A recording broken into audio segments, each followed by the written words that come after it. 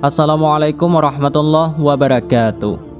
Nabi Muhammad SAW merupakan nabi terakhir yang diutus oleh Allah Subhanahu wa Ta'ala untuk umat manusia di muka bumi. Dalam kehidupannya, Rasulullah dikaruniai 3 orang anak laki-laki. Riwayat lain menyebut 4 anak laki-laki. 2 laki-laki merupakan hasil pernikahannya dengan Sayyidah Khadijah, yaitu Al-Qasim dan Sayyidina Abdullah. 2 anak lainnya yaitu At-Taib dan At-Tahir. Namun ada juga yang berpendapat kalau At-Taib dan At-Tahir adalah julukan kunyah dari Abdullah. Al-Qasim lahir di Makkah sebelum ayahnya diutus menjadi seorang rasul. Ia merupakan putra pertama Nabi Muhammad. Oleh karenanya, Nabi dijuluki Abul Qasim, ayahnya Qasim. Namun kebersamaan Nabi Muhammad dengan Al-Qasim tidak berlangsung lama. Ketika usia Al-Qasim 2 tahun, Allah memanggilnya pulang. Beberapa tahun setelahnya, Nabi Muhammad SAW baru dikaruniai lagi anak laki-laki, yaitu Sayyidina Abdullah. Dia adalah anak laki-laki ke-6 atau terakhir Nabi Muhammad dengan Sayyidah Khadijah setelah Sayyidah Zainab, Ruqayyah, Ummu Kulthum, dan Fatimah. Ia lahir di Makkah setelah era kenabian. Sama seperti Al-Qasim, Abdullah juga wafat selagi masih kecil. Wafatnya Al-Qasim dan Abdullah meninggalkan luka yang mendalam di hati Nabi Muhammad SAW dan Sayyidah Khadijah.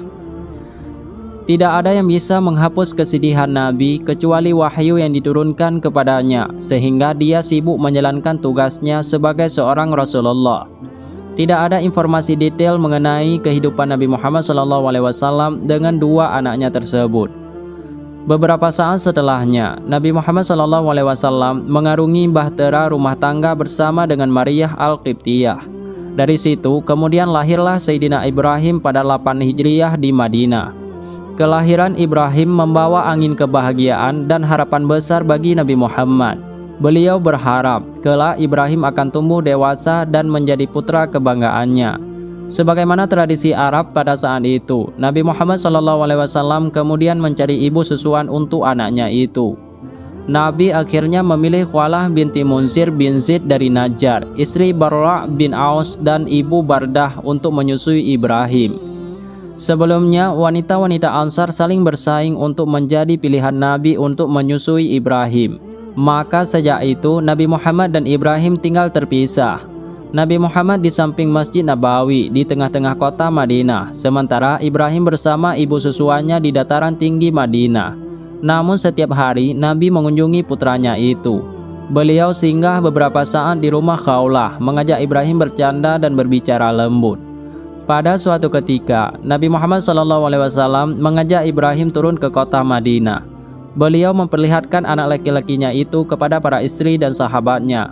Selama 1,5 tahun, Ibrahim tumbuh sehat dan kuat. Namun sama seperti Al-Qasim dan Abdullah, Ibrahim wafat selagi usianya masih kecil, tahun ke-10 Hijriyah. Padahal tidak ada tanda-tanda kalau si buah hati akan pergi secepat itu. Air mata Nabi tumpah di pipinya. Tidak kuasa menahan sedih setelah yang dikasihinya pergi meninggalkannya. Perasaan Nabi sebagai seorang ayah terguncang karena kematian anaknya. Hal ini membuat sahabat Abdurrahman bin Auf bertanya-tanya mengenai tangisan Nabi. Dia khawatir duka yang mendalam akan terus mengguncang hati Nabi. Oleh sebab itu, dia terus menghibur Nabi. Mata boleh berlinang, tetapi hati tetap khusyuk. Memang kami bersedih atas dirimu Ibrahim, tetapi kami tidak mengucapkan kata-kata selain yang diridhai, kata Nabi kepada Abdurrahman bin Auf. Bukan rasa berkabung yang aku larang, tetapi menangis dan meraung-raung, tambahnya. Memang Nabi menghampiri jenazah Ibrahim sambil menangis. Bahkan Nabi melarang sahabatnya untuk mengkafani Ibrahim sehingga Nabi melihat jenazahnya. Nabi kemudian memakamkannya di Baqi dengan hati yang hancur. Beliau meratakan tanah, memercikkan air, dan memberi tanda kuburan Ibrahim. Kata Nabi, tanda kuburan memang tidak memberi manfaat ataupun mudarat, namun ia cukup menghibur orang yang masih hidup. Ketika Ibrahim wafat, terjadi gerhana di Madinah. Hal itu membuat para sahabat mengaitkan terjadinya gerhana dengan wafatnya Ibrahim. Nabi pun meluruskan pandangan tersebut dan menjelaskan bahwa gerhana terjadi bukan karena kematian seseorang atau peristiwa lainnya. Sesungguhnya matahari dan bulan tidak akan mengalami gerhana disebabkan karena mati atau hidupnya seseorang. jika kalian melihat gerhana, salat dan berdoalah kepada Allah. Jelas Nabi dalam Sahih Bukhari. Memang kebersamaan Nabi Muhammad SAW dengan putranya tidak lama, hanya sekitar 2 tahunan bahkan kurang. Namun yang perlu diperhatikan, Nabi Muhammad begitu menyayangi putra-putra tersebut. Beliau bersedih, terguncang hatinya, bahkan sampai menitikkan air mata begitu putra-putranya dipanggil yang kuasa.